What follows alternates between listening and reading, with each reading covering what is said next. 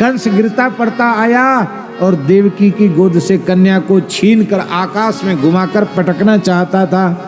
तब तक वो कन्या हाथ से छिटककर आकाश में चली गई, अष्टभुजी दुर्गा के रूप में प्रकट हो गई। बोलो अष्टभुजी दुर्गा माता की जय। इन्हीं को एकानंसा देवी कहा गया, इन्हीं को विंध्यवासिनी कहा गया। यशोदा नंद गोप गृहे जाता, यशोदा गर्भ संभवा, ततस्तौ नाशयिष्यामि विंध्याचल निवासिनी। थोड़ी विंध्याचल के बारे में बात बता दें। इस धरती पर भगवती के 51 शक्तिपीठ हैं। कितने हैं? और अवान्तर भेद करने पर अष्टोत्तर सतवी है, 108 शक्तिपीठ भी हैं, किंतु विंध्याचल शक्तिपीठ नहीं है। आप लोग क्यों? आपको सुनकर बड़ा खराब लग रहा हो कि विंध्याचल शक्तिपीठ नहीं? अरे शक्ति के जहां अंग प्रत्यंग गिरे हैं वहां शक्तिपीठ, जहां शक्ति निरंतर सर्वांग स्वरूप में निरंतर विराजती है, इसलिए विंध्याचल शक्तिपीठ नहीं है। संपूर्ण शक्तिपीठों का मूल ऊर्जा केंद्र है, जहां भगवती की निरंतर सन्निधि रहती है। इसलिए विंध्याचल महाराज जी भगवती का लोक है।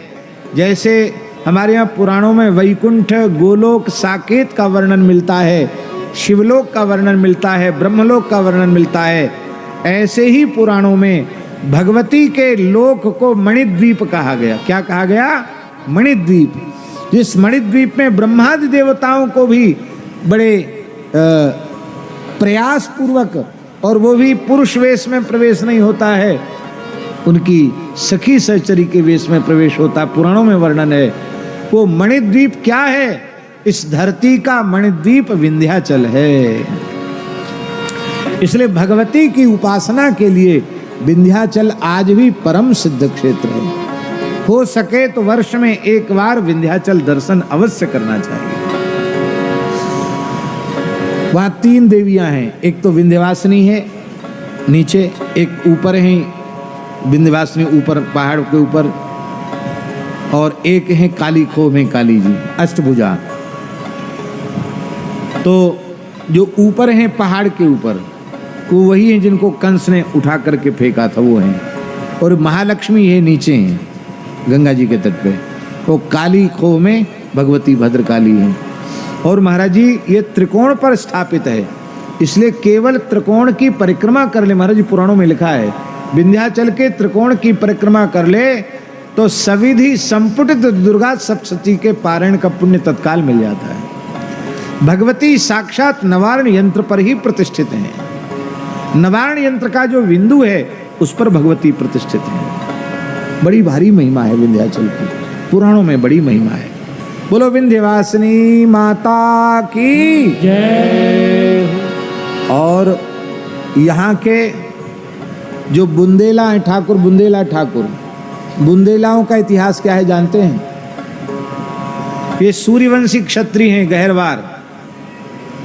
काशी नरेश थे मूल पुरुष इनके बुंदेलाओं के, महाराजा रुद्र प्रताप सिंह जू देव, जो काशी से चले, कोई विपत्ति आई और वहाँ से चले तो अपनी छोटी सी सेना लेकर विंध्याचल आए थे और भगवती विंध्यवासिनी की उपासना उन्होंने की।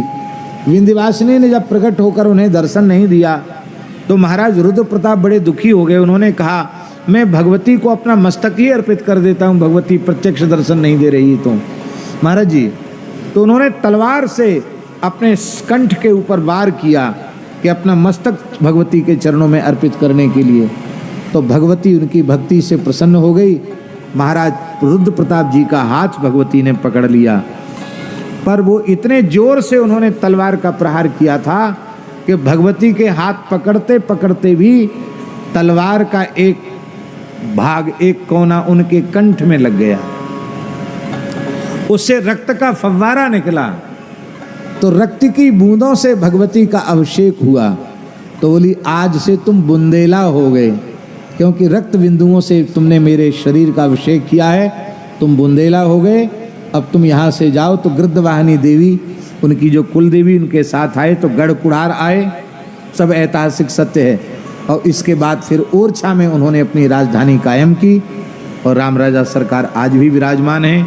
और इस पूरे क्षेत्र में बुंदेला क्षत्रिय आज भी, कोई प्रशंसा की बात आप मत समझना, शुद्ध क्षत्रिय बुंदेला ही नहीं, जो वस्तुतः क्षत्रिय है उसकी पहचान क्या है?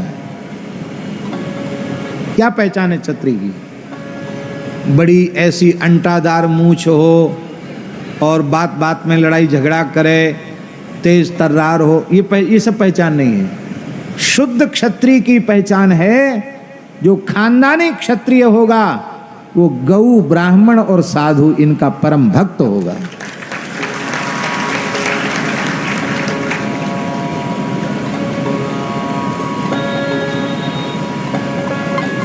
हमें अपनी जन्मभूमि की बात याद है। एक ठाकुर साहब थे, बुंदेलाई थे, घोड़े पर बैठ के जाते हुए छोटे छोटे हम बालक खेलते दिखाई पड़ते, तो हमारे कुल गुरु के बालक हैं, हमारे घोड़े से उतर जाते, पगड़ी उतार देते और सिर रख रख के प्रणाम करते, कुछ न कुछ भेंट भी देते और चले जाते। आंखों से देखी हुई बात। आए तो चाय पीते थे वो, तो कह के आओ राजा चाय पी लो। बोले महाराज पानी तो पी लें, चाय न पिए। तो कहा कि चाय क्यों नहीं पियोगे? बोले हमने, हमारे पूर्वजों ने आपके घर में गैया दान करी है, तो भैया जो गैया, उन गैया में कोई दूध है वो इसे चाय बनेगी, तो जो चीज़ हम दान कर लिए वो पेट में हमारे जाएगी तो हम तो नरक चले जाएंगे। महाराज ऐसा काम हम नहीं करेंगे, हम पानी पी लेंगे, चाय आपके घर की नहीं पिएंगे। आज हमें विचार आता है, आज ऐसा विचार है लोगों में कि जिस ब्राह्मण के घर में हमने गैया दान किया है, उस गोदान दान की हुई वस्तु का अंश मेरे पेट में न जाए, ऐसा विचार आजकल लोगों में नहीं है। पर अपने बचपन की बात बता रहे हैं, ऐसा विचार लोगों में था, अब नहीं है विचार। तो इस बुंदेलखंड में उस समय बहुत विकट परिस्थिति थी उस समय, जिस समय बुंदेला लोग यहाँ आए हैं, और उन्होंने सबसे पहले धार्मिक राज्य की स्थापना बुंदेलखंड क्षेत्र में उन्होंने की, जो सनातन धर्म के मर्यादा के सर्वथा अनुरूप था। बोलो भक्तवत्सल भगवान की जय। माई मेरे श्याम लग्यो